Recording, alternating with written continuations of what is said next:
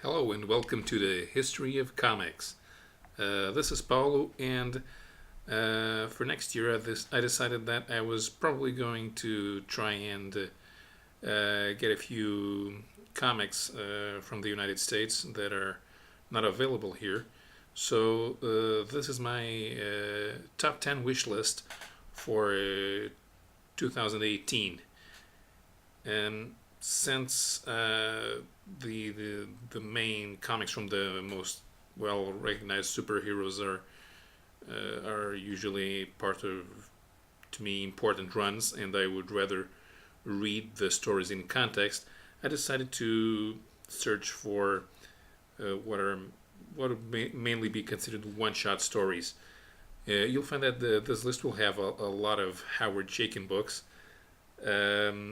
I decided I should try to look for some early Chaykin.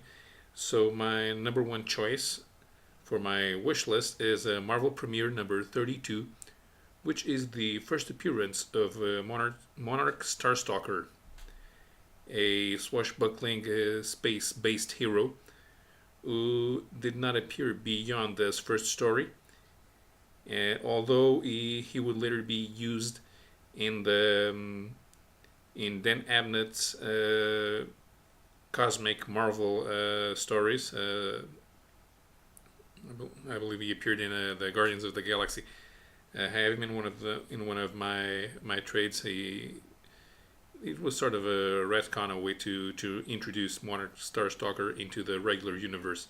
But this story from Marvel Premiere, published in the 1970s, stands on its own, and I think I'd like to read it and see what Chaykin was like in the beginnings of his career. Number 2 is Marvel Premiere number 54, the first appearance of Caleb Hammer and Marvel's first new Western story, published since 1975. The story was published in 1980. And at the time, although a few of the Western titles were still active, they were only being used for reprints. So this is the first new story. Caleb Hammer, I'm sure I've read this story. It was used in as a fill-in in one of the Brazilian comics, the Brazilian Marvel comics that I have, but I haven't read it in a long time. And this one's more being a one-shot story, and being outside of the regular Marvel universe. It should probably be easier to find it at a decent price. Since I can't look for comics in the United States, in order to get one of these comics, I would probably have to resort to online stores, which are a bit more expensive. There's no room for bargains in the online stores, but I'll see what I can do. This would be an interesting comic, especially because by 1980 westerns had fallen out of favor in the United States, both in comics and on movies and TV, but they were still widely appreciated by a European audience. And in comics, in France they had Blueberry, and in Italy at this time they not only had the continuing stories of the perennially popular Tex Willer, but they had also introduced in the Bonelli publisher, they had introduced a second Western hero called Zagor. So seeing a Marvel contemporary would be interesting. Wish list number 3, Marvel graphic novel number 9, The Futurians by Dave Cockrum. These characters have always fascinated me. Here in Portugal, when we got the leftovers from the Brazilian market, even then, those magazines that were not sold, a few of them were packaged as a bundle of 3 inside one large hardcover, still in small format, and the cover art was the Futurians, which had nothing to do with what was on the inside, and there was no indication of what they were, so they looked awfully familiar. Of course, Dave Cockrum based the Futurians on the X-Men, the first time that there was a sort of X-Men look-alike group in American comic books, and I always wanted to know what they were. So I've read this story. I have an illegal scan, but I would surely love to have this story on paper. I want to own a copy of the graphic novel that sadly has never been reprinted in the United States. In fact, I think that the only modern reprint since the 1980s was made in France in 2003, when French publisher Semic reprinted not only the Marvel graphic novel, but also the Lodestone Comics series as a series of 3 album format comics. But even when Dave Cockrum was hospitalized shortly before he died, I was annoyed that not a single publisher in the United States offered to reprint the Futurians in order to raise money to pay Cockrum's hospital bills, and it was a missed opportunity for all, and we lost talent too early because of that. Number 4, Skull and Bones number 123. So this is a prestige format miniseries that I found out about when I was doing some research on more underground comic books that were published by DC Comics in the 1980s, on the period that preceded Vertigo. I have never actually read this story. I think this is the first time that Ed Hannigan actually wrote a comic. I'm not sure.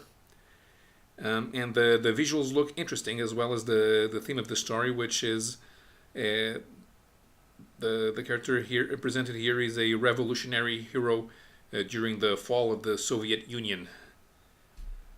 I identified this as a pre-Vertigo comic. If Vertigo had existed back then, this would surely have been published then.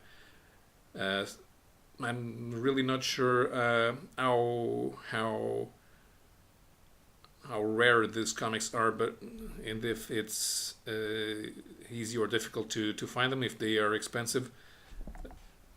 And but the only way to get them nowadays is to go for the original stories. So once more to Howard Chaykin, and my number 5 choice is the Cody Starbuck one-shot. This is the third Cody Starbuck story, I believe. The first 2 stories were published inside Star Reach magazine, which was edited during the 1970s by Mike Friedrich. Cody Starbuck has not been used much since then. I think there was one storyline that ran in a heavy metal magazine. But this here is a complete tale that is all inside one story, inside one comic. And if I could have the chance to find this, it would be interesting. I'm not sure if this predates Monarch Starstalker, but it's one example of Chaykin's early work. And continuing with the Howard Chaykin theme, and my choice for number 6 are the 2 Times Square graphic novels that were published by First Comics, The Epiphany and The Satisfaction of Black Mariah. These are contemporary to Chaykin's other First Comics series, American Flag, which I have the first stories that were reprinted in a set of 2 trade paperbacks. Times Square was published in Portuguese in a Brazilian series of graphic novels, but I've never seen them, so I've never read them. And I think I'm not exactly sure what the theme here is. It looks like a sort of retro-futuristic theme. The title hero looks familiar because Howard Chaykin has this tendency of drawing the main character in all of his stories as an idealized version of himself. Number 7 is Machine Man number 124. I have this miniseries in Portuguese in the Brazilian editions. It ran inside an anthology where they were at the time beginning Roger Stern's run on the Avengers, as well as Walt Simonson's run on the Mighty Thor. So these stories appeared right at the same time as the Ballad of Beta Ray Bill storyline on Thor.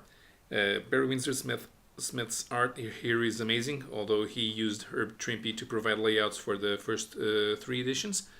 Tom DeFalco had written Machine Man the last few issues of the original series, and that's where he introduced one of the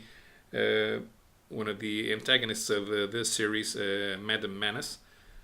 The story also introduces the 2020 future timeline, as well as the evil Iron Man of 2020, Arno Stark. It's never been reprinted. Actually, it has been reprinted. It was reprinted in a trade paperback in 1988, and as a 2-part prestige miniseries in 1994. So if I could get those instead of this one as an alternative, I would definitely go for it. But apart from that, it hasn't been reprinted in many years, and it would look great next to my Kirby and Ditko Machine Man collection. Since this is the 2020 timeline, maybe Marvel will reprint it in 2020, but we're still going in 2018. I see no reason why I should wait for it, so I'd sure like to get a crack at this.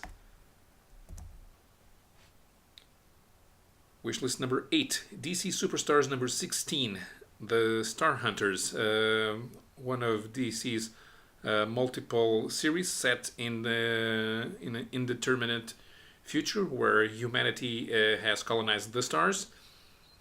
This was DC Superstars was an anthology that began as a reprint series, but then morphed into introducing new characters.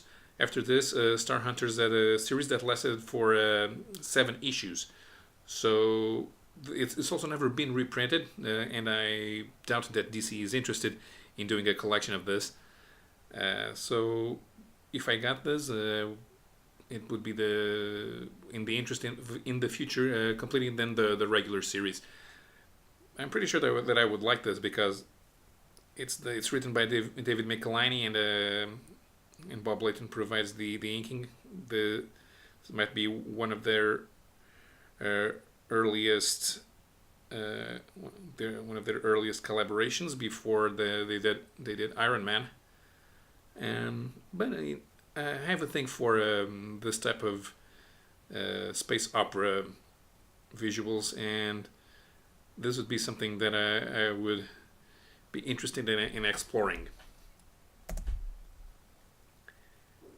Number 9, The Naz, number 124. Another prestige format miniseries that I identified during my research. It was part of a 7-part series that I ran in a Portuguese language blog. Identified as a pre-Vertigo comic. I remember seeing ads for this many years ago when it was published in Brazil, but I didn't buy it. I actually don't remember ever seeing it on sale. In the meantime, I've become familiar with Brian Talbot's work, so I think I would enjoy this. It's sort of a mysticism story where the main character gains superpowers on his way to becoming a god. And finally, my choice for number 10 is the Generation Zero graphic novel, which reprints the Generation Zero stories that were published in Epic Illustrated number 17 to 24. The main reason that I'm interested in this is because, and this is a great failing for me, I don't think I've ever read one story that was drawn by Pepe Moreno, and I need to fix this as quickly as possible. This Generation Zero graphic novel was published by DC in this format in 1991. I'm not sure if it has been reprinted in the meantime, but I don't think so. the visuals look interesting. This is a 1980s style not post-apocalyptic, depressing future in the vein of Blade Runner, and it's probably the best chance to get a good Pepe Moreno story, especially because the dialogues are provided by Archie Goodwin. And that's it for my top 10 wish list. If I'm actually able to get my hands on any of this, I promise to review these comics in one of my future videos. I won't be going, as I said, I won't be going to to the United States. I don't have the means to get to the United States to hunt for these. So if anybody wants to help out locating any of these comics, please feel free to do so. So that's it. Thank you for watching. Happy New Year, everybody. And I will return soon. I'll probably see if I can do just a question and answer video and do a live video and we can chat a bit. No theme in the near future, maybe next week. So thank you for watching, and bye bye.